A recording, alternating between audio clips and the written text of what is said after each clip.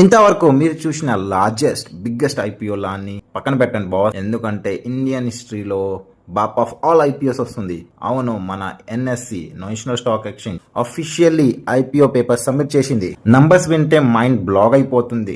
Market నుంచి వీళ్ళు collect చేయాలనుకున్న అమౌంట్ ఎంతో తెలుసా? అక్షరాల 30,000 కోట్ల రూపాయలు. దీనితో ఈ కంపెనీ టోటల్ వాల్యూ ఏకంగా 5 లక్షల కోట్లకి చేరిపోతుంది. కానీ ఇక్కడ ఒక క్రేజీ ట్విస్ట్ ఉంది.